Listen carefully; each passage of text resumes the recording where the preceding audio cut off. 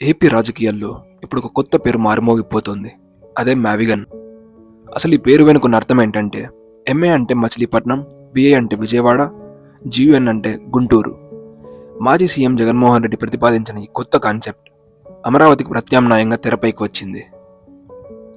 అమరావతి నిర్మాణానికి లక్షల కోట్లు ఖర్చవుతాయని, అదే ఈ 3 నగరాలను కలిపి డెవలప్ చేస్తే కేవలం 10% ఖర్చుతోనే అద్భుతమైన గ్రోత్ కారిడార్ సాధ్యమని వైసీపీ వాళ్ళు వాదిస్తున్నారు.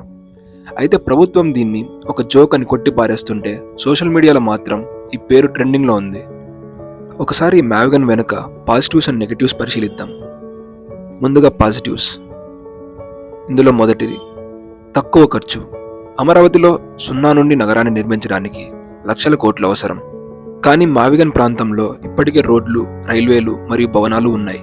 కేవలం కనెక్టివిటీని పెంచితే సరిపోతుందని వైసీపీ వారి వాదన. రెండవది పోర్ట్ కనెక్టివిటీ. మచిలీపట్నం పోర్ట్ అందుబాటులోకి వస్తే విజయవాడ మరియు గుంటూరులలో ఉన్న వ్యాపారాలకు ఎగుమతి సులభతరం అవుతుంది.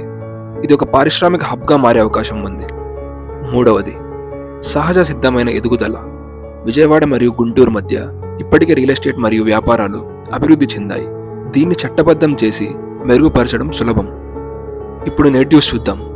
మొదటిది స్పష్టత లేకపోవడం. గతంలో 3 రాజధానులు అన్న వైఎస్ఆర్సీపీ ఇప్పుడు అకస్మాత్తుగా మ్యావిగన్ అనే కొత్త ప్లాన్ తీసుకురావడం ప్రజల్లో గందరగోళాన్ని సృష్టిస్తోంది. వైజాగ్ను ఎగ్జిక్యూటివ్ క్యాపిటల్ అని చెప్పి ఇప్పుడు మళ్ళీ ఫోకస్ మొత్తం మచిలీపట్నం, విజయవాడ, గుంటూరు వైపు మళ్లించడం వల్ల స్పష్టమైన విజన్ లేదని విమర్శలు వస్తున్నాయి. రెండవది అమరావతి రైతుల ప్రయోజనాలు. రాజధాని కోసం భూములిచ్చిన వేలాది మంది అమరావతి రైతుల భవిష్యత్తు ఈ ప్రతిపాదనతో ప్రశ్నార్థకంగా మారుతుంది. అమరావతికి బదులుగా మ్యావిగన్ అంటే ఇప్పటికే అభివృద్ధి చెందిన నగరాలపై భారం పెంచి కొత్తగా నిర్మించాల్సిన ప్రాంతాన్ని నిర్లక్ష్యం చేసినట్లవుతుందని విమర్శకుల వాదన. మూడవది అధిక జనాభా మరియు ట్రాఫిక్ సమస్యలు. విజయవాడ, గుంటూరు ఇప్పటికే అత్యధిక జనాభా సాంద్రత ఉన్న నగరాలు.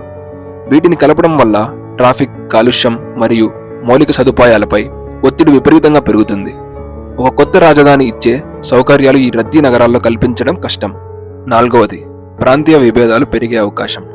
కేవలం ఈ 3 నగరాలని అభివృద్ధి చేస్తామంటే రాయలసీమ మరియు ఉత్తరాంధ్ర ప్రజల్లో తమ ప్రాంతాలను నిర్లక్ష్యం చేస్తున్నారనే అసంతృప్తి కలిగే అవకాశం ఉంది. ఇది ప్రాంతీయ విద్వేషాలకు దారితీస్తుందని కొందరు రాజకీయ విశ్లేషకులు హెచ్చరిస్తున్నారు. ఐదవది బ్లూ ప్రింట్ మరియు నిధులు లేకపోవడం. అమరావతికి పక్కాగా మాస్టర్ ప్లాన్ ఉంది, కానీ మ్యావిగన్ అనేది కేవలం ఒక ఆలోచన మాత్రమే. దీనికి సంబంధించి ఎలాంటి బడ్జెట్ అంచనాలు కానీ, డిజైన్లు కానీ లేవు. ఇప్పటికే ఉన్న నగరాలను కలుపుతూ వరల్డ్ క్లాస్ ఇన్ఫ్రాస్ట్రక్చర్ నిర్మించడం కూడా భారీ ఖర్చుతో కూడుకున్న పనే. ఆరవది నేమ్ అండ్ బ్రాండింగ్. మ్యావిగన్ అనే పేరు వినడానికి ఒక సీరియస్ డెవలప్మెంట్ ప్రాజెక్ట్లా కాకుండా ఏదో ఒక సినిమా డైలాగ్లా లేదా హాస్యాస్పదంగా ఉందని సోషల్ మీడియాలో విపరీతమైన ట్రోల్స్ వస్తున్నాయి. ఇది రాష్ట్ర అభివృద్ధి కోసం చేసిన ప్రతిపాదన కంటే కేవలం అమరావతి ప్రాధాన్యతను తగ్గించడానికి వేసిన రాజకీయ ఎత్తుగడ అని ప్రత్యర్థి పార్టీలు విమర్శిస్తున్నాయి. చివరిగా చెప్పాలంటే మ్యావిగన్ అనేది కేవలం ఒక ప్రాంతీయ అభివృద్ధి మంత్రమా, లేక అమరావతికి చెక్ పెట్టే రాజకీయ వ్యూహమా? ప్రభుత్వం మారుతున్న కొద్దీ రాజధాని ప్లాన్ మారడం రాష్ట్ర అభివృద్ధికి మంచిదేనా? దీనిపై మీ అభిప్రాయాన్ని కామెంట్లో తెలియజేయండి. Thanks for watching. జై హింద్.